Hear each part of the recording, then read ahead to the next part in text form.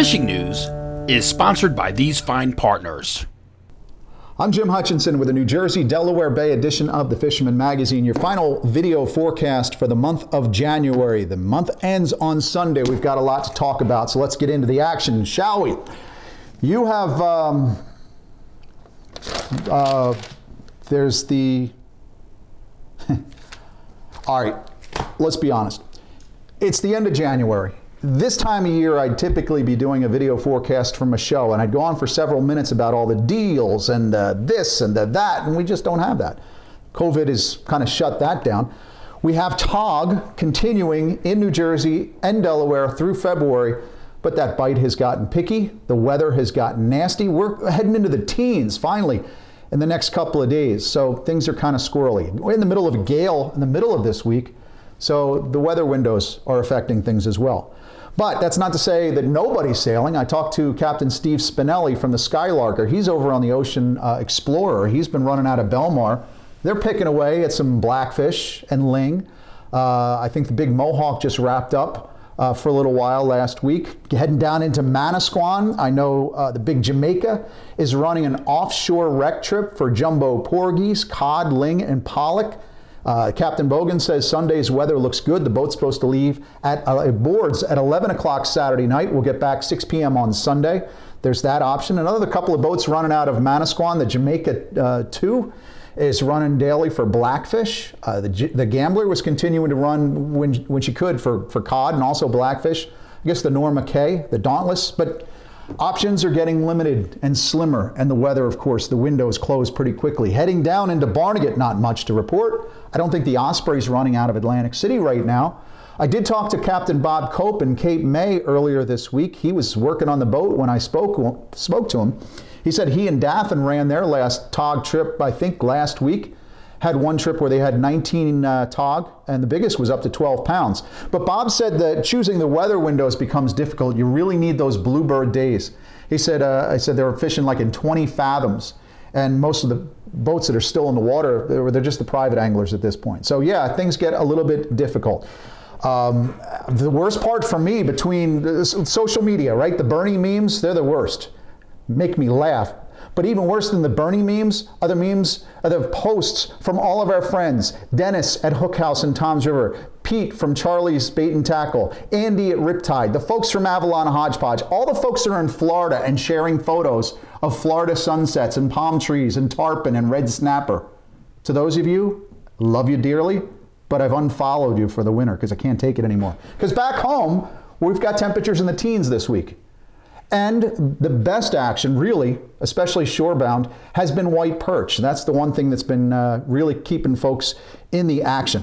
We are talking about some areas of the Raritan, the Toms, the Mullica, Great Egg Harbor, also the Cohansey and the Morris, also along the tributaries and creeks leading off of the Delaware River, down there along the Delaware coast as well. If you want some tips and tactical advice on fishing for white perch, go to the Sportsman's Channel. Look up Nick Honicheski's Saltwater Underground. He was out with Dave from Absecon Bay recently catching some of those white perch, and I'm sure Nick's going to have some advice on what to do and how to catch them. As you're watching all those Florida shows, you can look for one on white perch. I love it.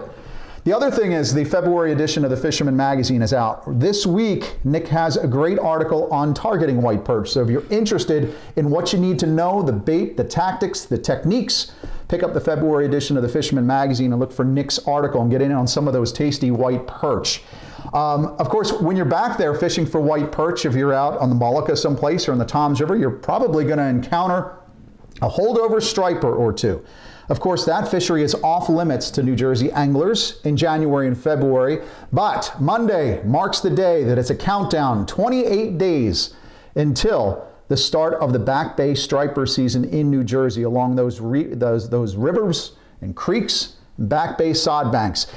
The biggest concern this year, of course, is going to be adhering to the new 2021 regulations, and that's using circle hooks whenever you're baiting with natural baits. And bloodworms and clams bring to mind some concerns that I have, and I'm sure some other anglers do as well. That's why this Thursday, January 28th, 6 p.m., I'm doing a live webinar online over at thefisherman.com. We're going to address some of those concerns.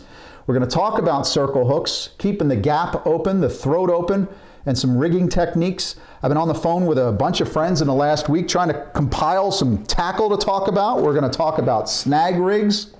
We're not going to talk about snag and drop. We'll be talking about some bridling options and also some circle hook recommendations. So that's Thursday, 6 p.m. at thefisherman.com. There is an overlap on an important webinar that night because at 6:30, there's a wind farm discussion online as well. Captain Adam Nowalski, Captain Kevin Wark, they're going to lead the discussion on that Atlantic Shores wind project off of Central and South Jersey. That meeting starts 6:30 p.m. I don't know that they're really going to get into the public comment portion until later on in the hour closer to 7 p.m. So you can certainly jump in for my webinar at 6 and then carry right over into that webinar. Of course, I've talked about it at the Fisherman magazine over the years. I have concerns about the impacts of electromagnetic fields on populations of fish, especially flounder species. I've poured through a lot of research studies and said that the research said that flounder are the only species that really show impacts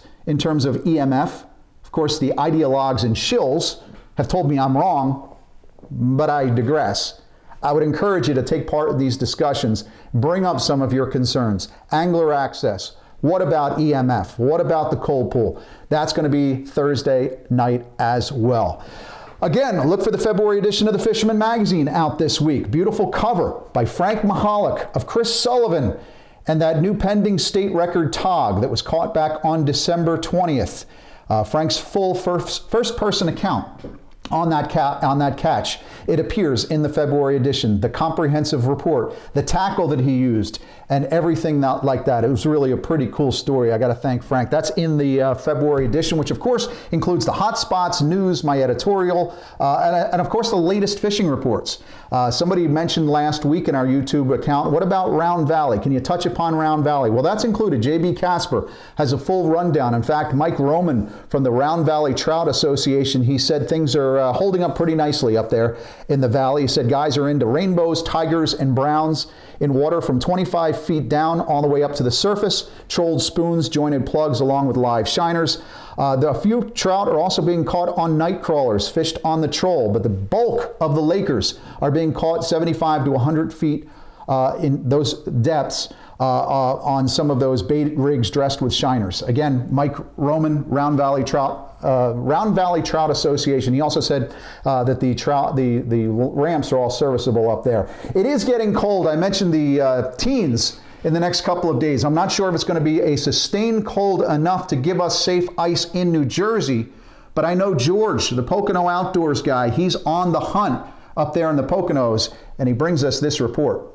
Well, hey, thanks, Jim. Kind of a gloomy day here, but you know what? I'm starting to feel a little bit slighted here in the southern Poconos. Here we are, end of January, still no ice to speak of. It's kind of depressing. Here at Beltsville, places like Mauchunk, Leaser, all our favorite lakes down here, nothing but open water. But I think this coming weekend, they're talking temperatures down in the single digits and maybe not even getting out of the teens during the day. That may build some much needed ice down here in the Poconos. It's also going to really build up some of that ice up north, you know, places like Nakamixon, Promised Land, Tobyhanna, all those lakes where the guys are out catching some fish right now. They're doing good. They'll just build that ice up. So keep an eye on these southern lakes, guys. You know, make sure you got your 4 inches before you head out. We don't need a disaster this time of year, but hopefully we'll build some ice. Guys are getting on some fish. We're getting reports of lots of perch. Eric Gustall just sent me this great picture of a big chunky perch he got up at Promised Land. Also getting into some really nice brook trout up in that Tobyhanna area. So lots of good fishing around, guys. I hope you guys can out and get on some of this. Get out and be safe, but go get on them. From Pennsylvania, I'm George, your Pocono Outdoors guy. Now, I mentioned the absence of shows this winter due to COVID-19. The worst part about that is all those beautiful flea markets that would be held this time of year where you're getting so much discount, so many discounted prices on some great tackle. So if you're looking for discounts and special deals, don't forget Grumpy's Tackle in Seaside has their 3-day winter sale this weekend.